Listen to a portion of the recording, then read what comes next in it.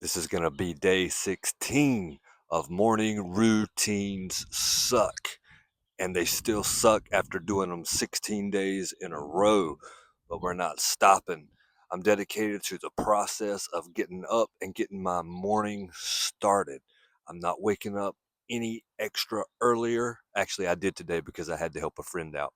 But before that, I'm just cutting out all the filler time, all the time where, like, after you wake up and before you actually do anything, when you're just sitting on the couch, maybe drinking a coffee, and you're just trying to feel a little bit better.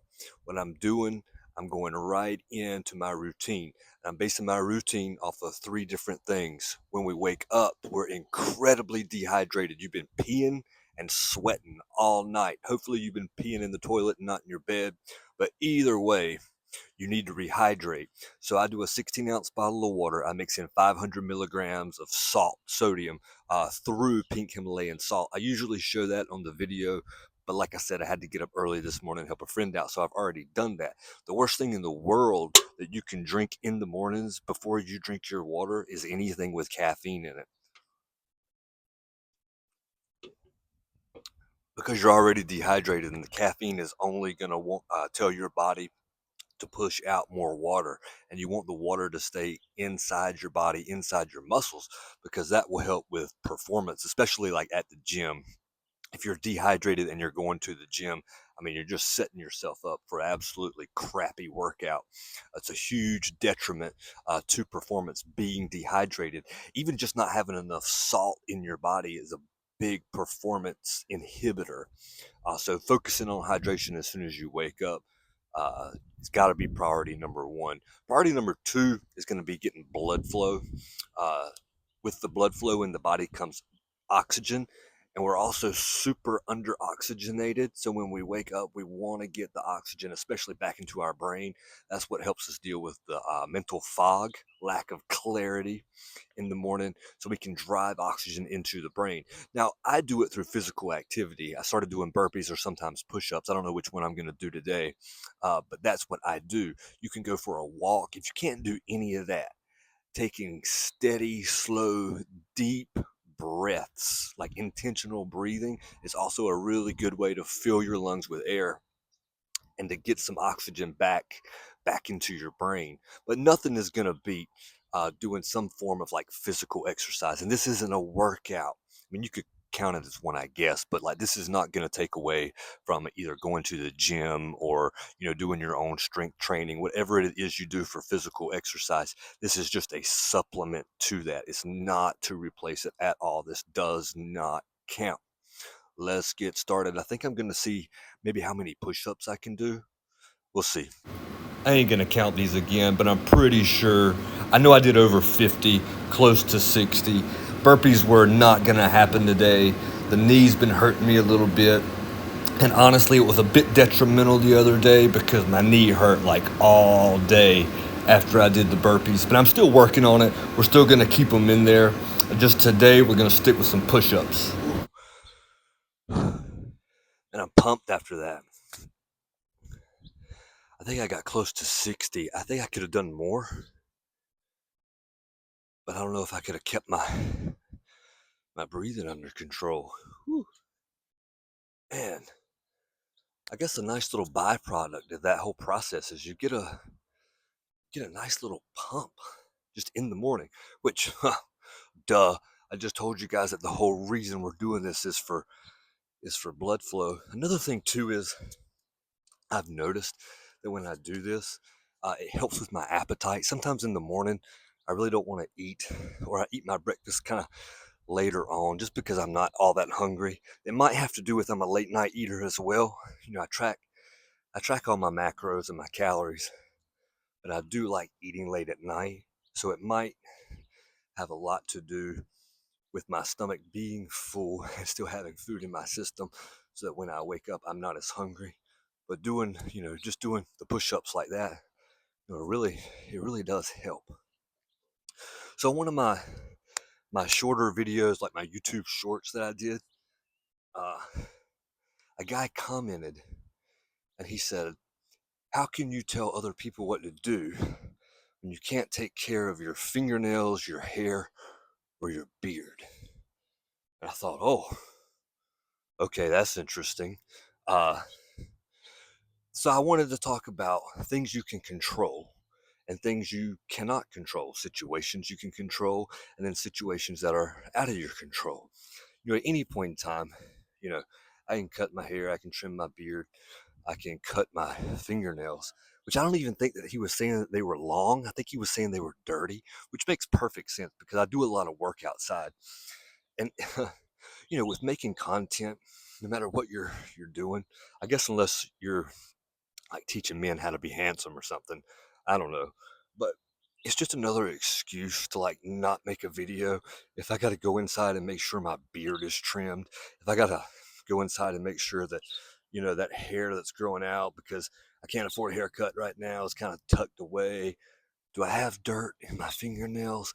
If I put all of these things and take all of these things into consideration, there's going to be a lot less likelihood that I make a video. I'm going to talk myself out of it at some point. And also, too, all of these things, like if I really wanted to, I could really figure out a way to cut my hair. I could shave my beard completely off. I could go get a pedicure or manicure or whatever. Those are all things I can control and I can take care of them just like that. If I really wanted to. I mean, obviously, it's not a priority for me. That's the other thing, too. If somebody is doing something, they're making social media videos and you don't like them, what I don't understand is, and this is what I do, like if I don't like something, I just don't watch it. I might give it a thumbs down because it actually helps my algorithm and it helps their algorithm too. But it's not necessarily out of a place of like, I can't stand this person. It's just, I want what's best for me. I want my algorithm to suggest things that I want to watch, I want to consume. So when people take the time out of their day to be negative about something or someone they don't like anyway, I don't personally understand that. And I think a lot of it has to do with frustration. Maybe there's something in their life that they know needs to change, but for whatever reason, they haven't taken the time, effort, or energy to start addressing the problem and actually starting to make the change. Now, with things like my hair, that can be fixed with a simple haircut, okay? Now, what if you're out of shape, if you're overweight? That's a little different. I mean, unless you're going to do gastric bypass surgery, there's no like quick fix for that. That's something that if you want to change that, you have to actually develop a process, a plan, a blueprint, and you have to stick with it for a fairly long period of time, at least long enough so you can start seeing changes. And this is going to develop consistency, persistence, mental resilience, all of these things.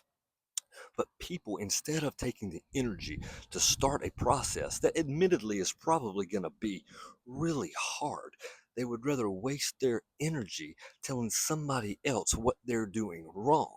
Now you're saying, well, aren't you sort of doing the same thing? Aren't I, you know, taking this hate and sort of expanding on this negative energy? Well, yeah, I kind of am, but I'm also creating content too. So it kind of makes sense. Plus, nobody likes to see anything negative. We can all pretend that we're bulletproof, walking around with Kevlar jackets and singing the many men, many, many, many, many men wish death upon me. And we can pretend like we're 50 Cent and we can cultivate that attitude. But every negative comment is going to sting, a little bit. But the thing about it is, we've got to concentrate on what we can control. If there's a situation that you can't control, let's say you're in jail, you're locked up, you can't go anywhere for 5 years at least. You can't control that. But what you can control is how you view the situation. There's also freedom within that situation. It doesn't sound like it, but you can also develop a plan in prison. You can watch what you eat in prison. You can make sure you exercise in prison. So if these prisoners can do these things, then there's no reason why we can't develop blueprints for ourselves, stick to these blueprints, and then accomplish what it is we want to accomplish. But that's the key. The key is consistency. But even before the consistency, it's the idea of developing a plan. Now, before you develop the plan, you've got to figure out who you are.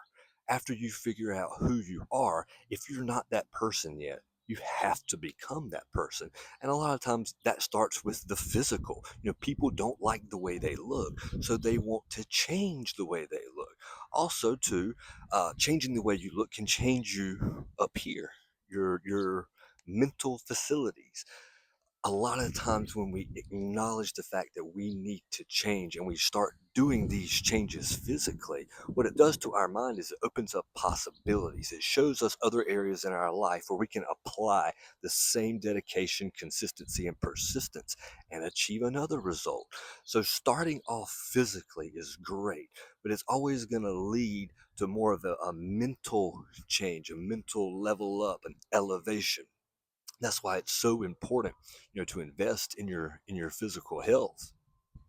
And like I said, the relationship between your physical and mental health, a lot of times I'm not even sure if we should differentiate between the two. We should just call it health, because one affects the other so immensely that really all we have is health. And we can break health down into mental, physical, spiritual. But if any of those things are out of alignment, it's going to affect the other one.